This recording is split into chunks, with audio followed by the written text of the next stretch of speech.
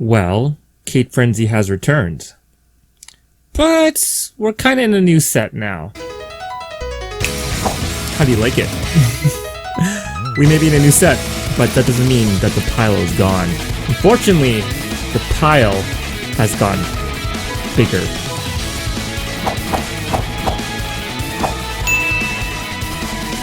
What am I gonna do?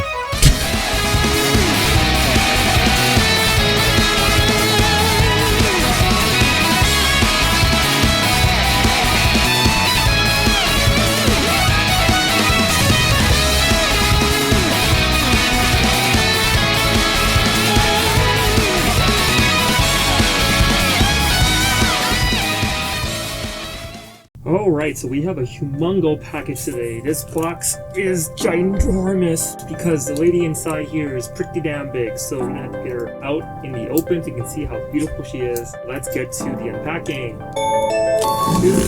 For full disclosure, I only know bits of the game because I've only started myself. My information on this figure is a little bit hazy, but I'm here mostly to talk about the model. We have another message from Ami, which is just our little girls. I found out that the orange one is named Amiko. We have lots of paper holding her together, and she's got this ginormous box inside. Okay, what a box. Which side is the front?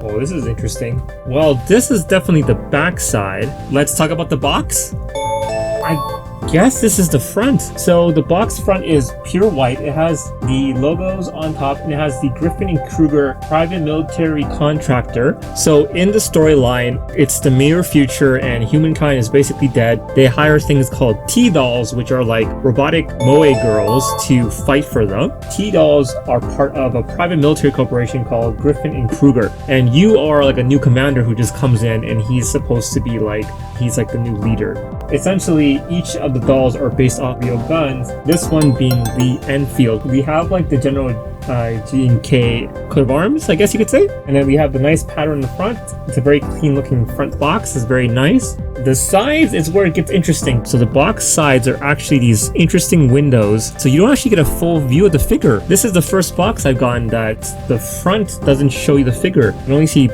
inside the sides of her. So this box is kind of interesting. It's very different. It has the 1/8 scale, and it shows you that it's from AC Toys. And the top of the box, it says IOP Merchandise Division. Supply drop for Commander and Lee Enfield. So it's got this nice gold trim on it, and the bottom actually has nothing this time. There's nothing on the bottom. The bottom is clear. I don't know, it's pretty interesting, but also kind of like iffy because you don't really see the model. So if it was like pure white, I think it'd be okay, but like having the plastic sides is a little strange. I think I'll give this box maybe an 8 out of 10. It's kind of strange in a way, but also kind of unique, so it doesn't really lose too many points, but I prefer being able to see the figure. So 8 out of 10, it's a very clean box, but kind of a weird design choice, I guess. Let's get on to the packaging. So there is actually 3 stickers on top of the box, so we're just gonna get those off. Oh, hey, interesting. The inside of the box has this cool red pattern on it. Yeah, so I'll try my best to explain this one. I'm mostly gonna talk about the model. There's a lot of information in the lore of this one, so it's kind of hard to know everything, especially when I just started the game. Oh, interesting. What is that? So on the side of the box, there's actually this like paper inside that has like some sort of proclamation, or I don't know, it's like built into the box. There's like this little metal thing in the corner there. You see it? Right there. I'm wondering if that is some sort of magnet. This box is just full of surprises, isn't it?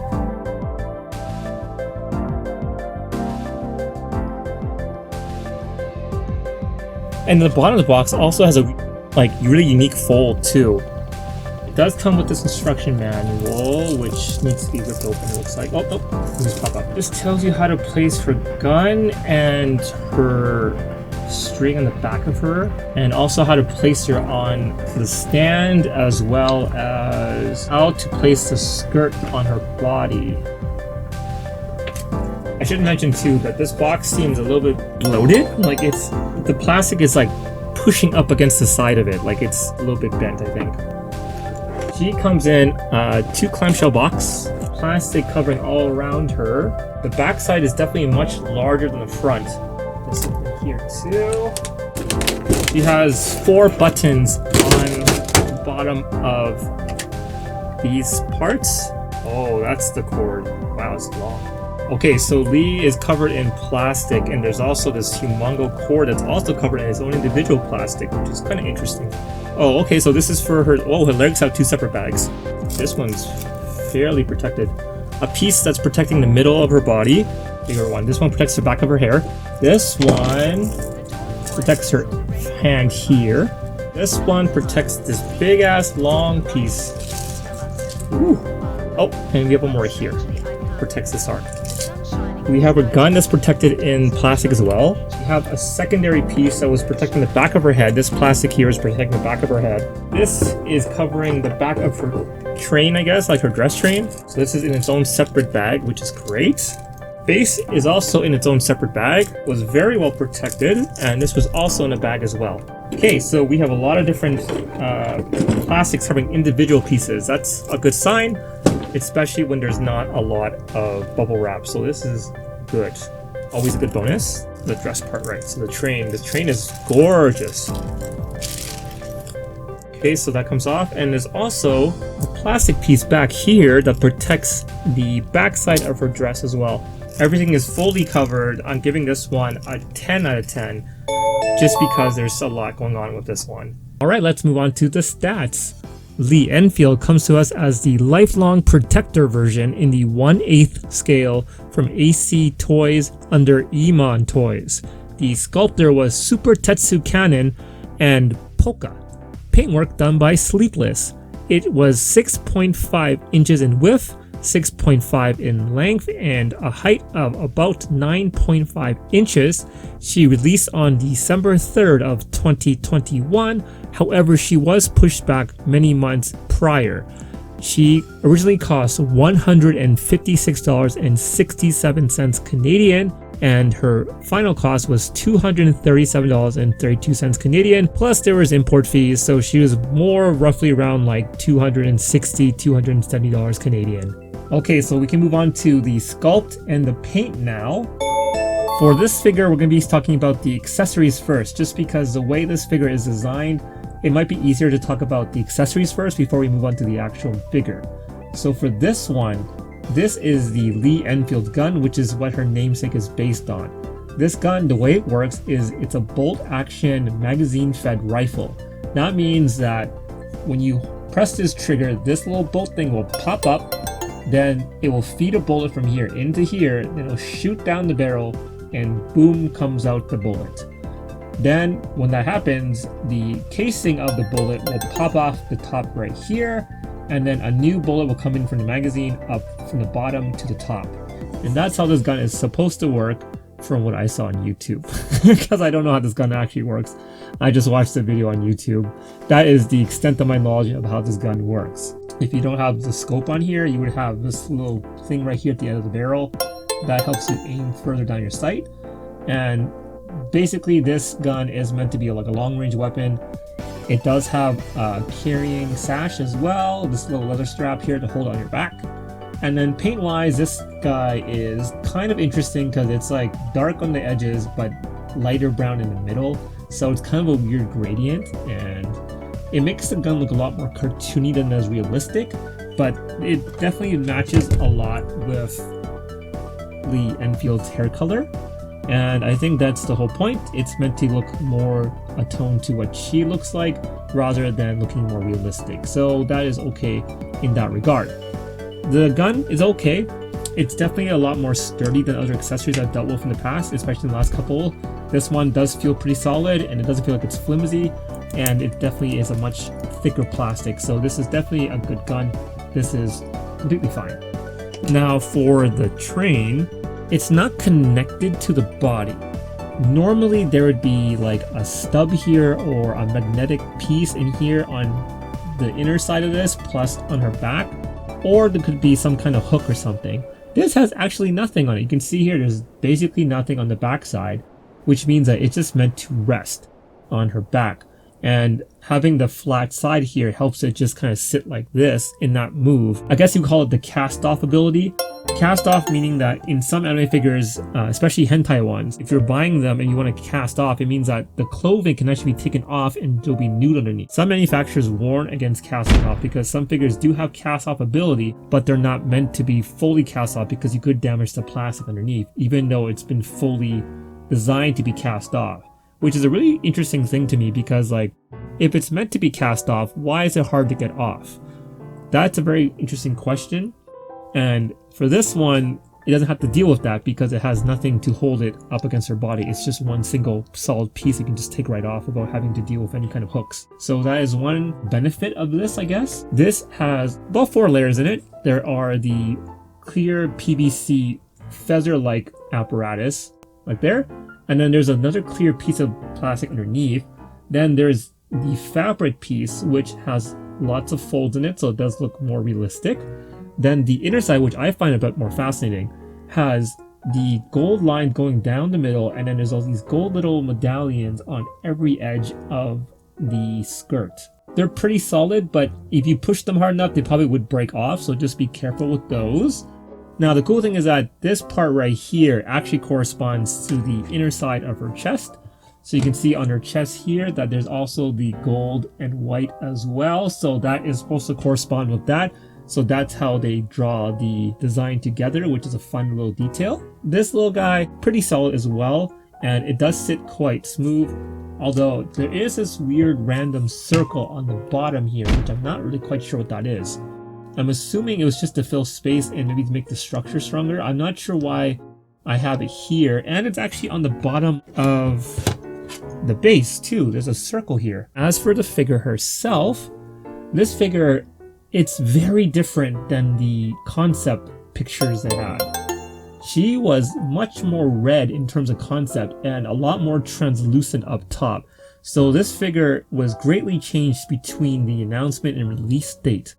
And the differences are quite a lot actually. Her hair was very red, now it's a light sandy brown, which actually looks a lot like Belldandy from Oh My Goddess. That's what she really reminds me of. This color hair you don't see very often. The only characters I can think of with this hair color at the top of my head right now are Belldandy and Sakura Kinomoto from Cardcaptor Sakura. They are the only ones that have this lighter pastel brown hair color, and I think that's one of the things that let her be set apart from other figures, is that her color is much lighter than you would expect normally for the brown color on her hair. It actually has more hair pieces on it than it does in the original photos. They actually added more strands of loose hair, especially these individual pieces.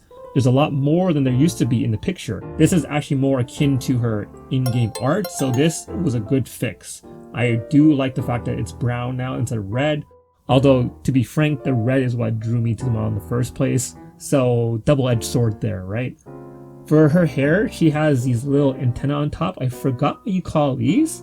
And she also has this little band on top that has this little silver piece that could be like a little bell or like a little hat. I'm not quite sure what that is. And her hair also has these little braids in it too that I guess would be holding the veil in place. The veil is semi-translucent, and you also have this really long ass cord that attaches from the veil to here. It's very long, like it's super long. It's almost double the size of her body. And this guy also has a little medallion on the bottom of it that says like R, which is, I'm gonna assume, for Renfield. This figure, I think this is the only one that I can think of that has such a long cord. This is a cool piece, I think, because it's so floppy and it's like very light. Which I should mention as well, the hair is also the same way. It's also very malleable. So the plastics on these are very light and they're very flexible, which is nice because they're less prone to break that way. Now for her face, she has a very adorable face. Lee's face is a lot more mature than the rest of the frontline girls, and she does have these rosy cheeks. They're not as prominent as in the concept photos that came out originally. She does have more of a steely blue eye color in this one compared to the original one, which is more of a deeper blue. I really like Lee Enfield because she seems a lot more mature than the rest of the girls' frontline characters. A lot of them are like younger. So she seems to be one of the only few mature characters in the game. The reason why I got this figure is because she is a wedding figure, And I don't normally have wedding figures because I don't have a character that I would consider a really good bride character. There was a couple I looked at in the past, but I never got them. Like Ignis was supposedly a bride character that I wanted a long time ago, and her bride outfit, that outfit was dope. Now, in the original photos, the paint here was a lot more translucent. You could see her skin through it, but it looks like they may have rushed this, and now it's just fully white. And that actually makes the embroidery on it, like the raised pattern, look a lot cheaper because it doesn't have as much detail now. It doesn't look as nice because there's no skin underneath, nor is there like shading on the embroidery, which doesn't look as effective as if it was shaded or if there was a translucent tone underneath. Bodysuit is pretty simple. In the original pictures, it was more blue. They actually had more blue shading on this and on this. The blue now is much more minimal. It's very, very unnoticeable. Her lower half consists of a series of gold chains, medals, tassels, and ribbons. The ribbons are blue, red, and white, which are signifying the British flag, while the backside consists of a brown belt that arches up to her back with a gold embellishment on her back. The nice thing is that the little scarf is actually movable too because it's a soft plastic, so you can see that little detail, so that's great. She does have the plastic wings or feathers down here as well.